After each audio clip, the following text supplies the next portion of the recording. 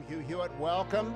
My guest is Bret Baier. He is host of Special Report, which you'll watch tonight at 6 p.m. on the Fox News channel. And I have no idea what you and your producers are going to figure out, Bret, because you could lead with tariffs. You could lead with Mahoud Khalil. You could go with the Ukraine talk, Secretary Rubio and National Security Advisor Waltz coming out and saying that ceasefire has been offered by Ukraine. What are you going to go with? Hey, you. We still have some time. A lot can happen.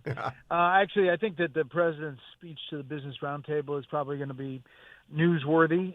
He's already said some things that reflect about the economy, Canada backing off the threat of cutting electricity to some of those northern states. That was a big development today. And as you mentioned, the Ukraine developments in Saudi Arabia. My guess at this hour will probably be a double lead between the economy and the Ukraine developments, and we've got reporters on both. Now, Bret, I began the day with Dana and Bill, and they threw up the early market. Then the market panicked at the open because of Rob Ford threatening to turn off the lights in Minnesota and New York.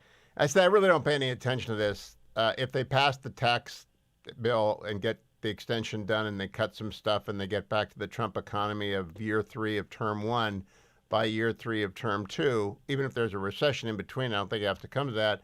He'll be just fine and the country will be cooking and he'll have reshored some things. I think he's playing the long game and doesn't give a lick about a day up and a day down. What do you think? I agree with you. I do think that there are some political strategists on the right who think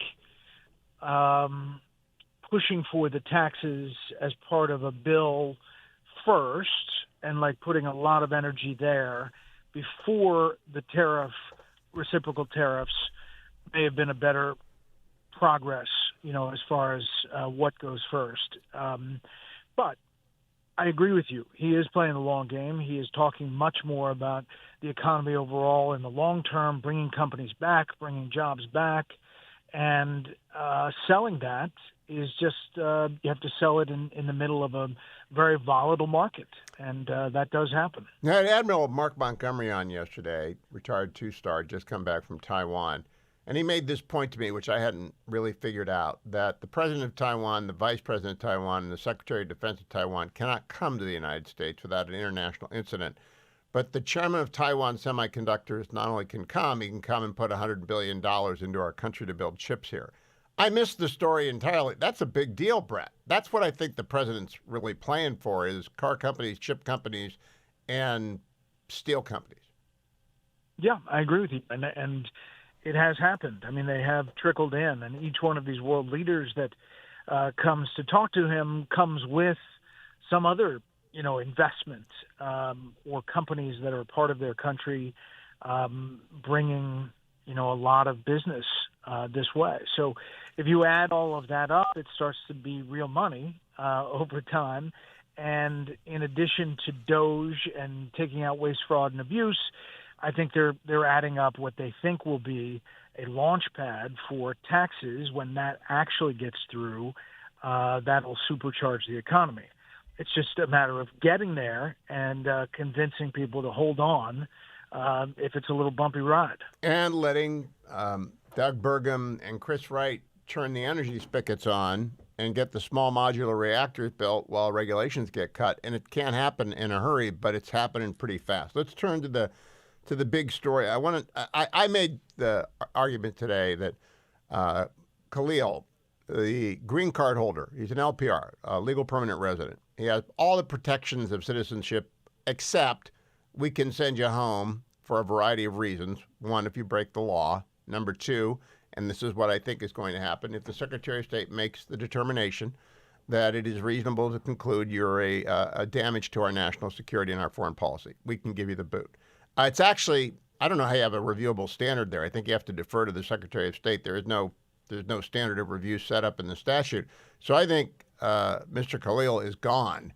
But you've probably had a chance to talk to Jonathan or Andy in person. What are you hearing about the Khalil case? Yeah, I think the statute's pretty clear. I mean, there is a lot of leeway in discretion of the Secretary of State.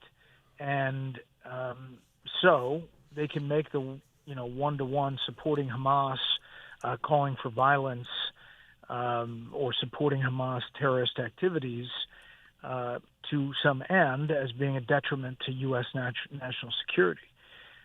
It's not a clear First Amendment case. I think it does have legal backing to make this move. That's not to say it doesn't cause controversy in ACLU corners. I am surprised, though. I'm not surprised that Rashida Tlaib and Ilhan Omar took to X.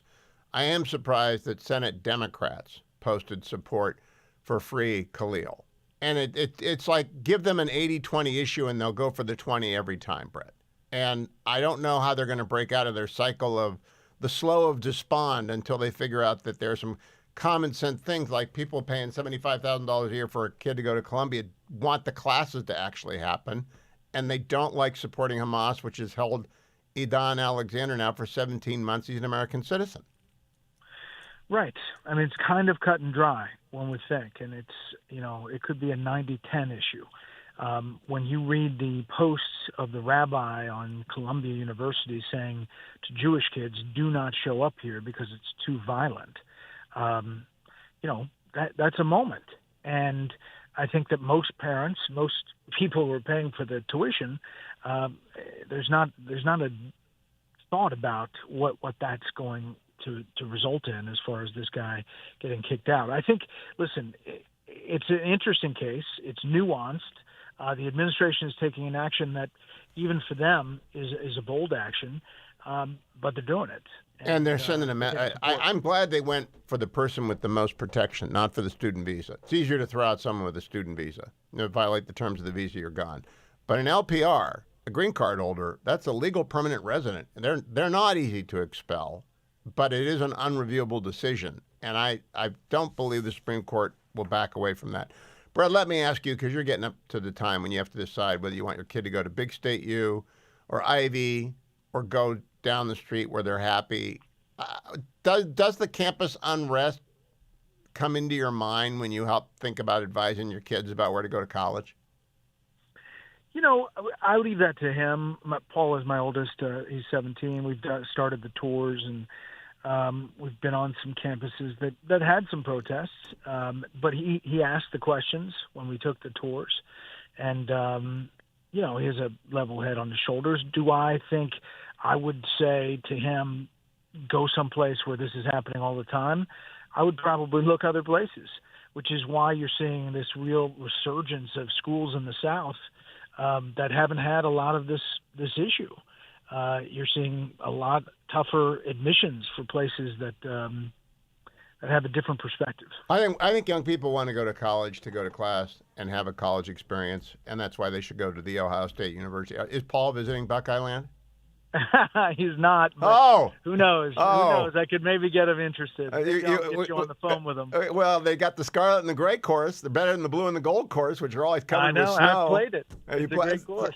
So I'm telling you, make him into a Buckeye. He'll be happy. He'll have the Natty to start. He'll get 4 more. It'll be great. Bret Baier will be watching tonight at 6 p.m. Thank you for joining me as always. A pleasure to talk to you.